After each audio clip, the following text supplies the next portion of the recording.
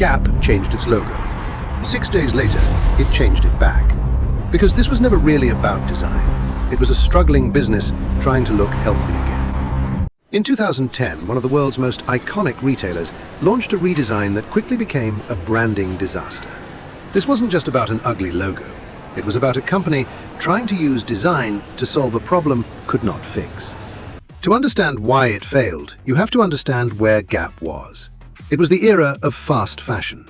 Zara, H&M, and Uniqlo were winning. They were faster, cheaper, and felt newer. Gap, once the king of basic American style, was losing relevance. The real problem was not visual, it was structural. The product had lost energy. The stores felt tired, and the brand no longer felt ahead. Instead of fixing the product or the retail experience, Gap changed the symbol. They believed a modern symbol could signal a modern brand before the brand itself had actually changed. They traded 20 years of brand equity, the iconic blue box, for a generic black wordmark and a tiny blue gradient square.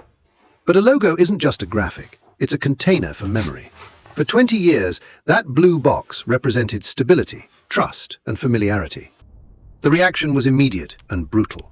Within 24 hours, more than 2,000 comments hit Gap's Facebook page. A protest Twitter account gained thousands of followers overnight. Someone launched a Gap logo maker site, where people created nearly 14,000 parody versions in days. Customers didn't just dislike the design, they felt betrayed.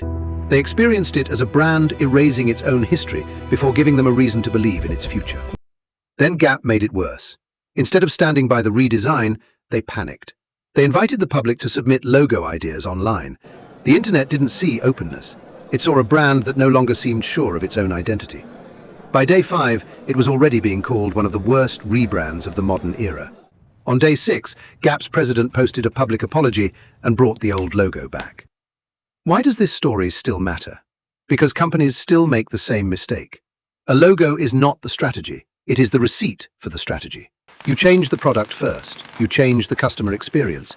You earn the right to change the symbol only after you've changed the substance. Gap did it backwards. They tried to fix the surface to avoid fixing the foundation. The internet made sure the whole world watched Gap learn that lesson in public. If your business is failing, don't reach for a new font. Reach for a better product.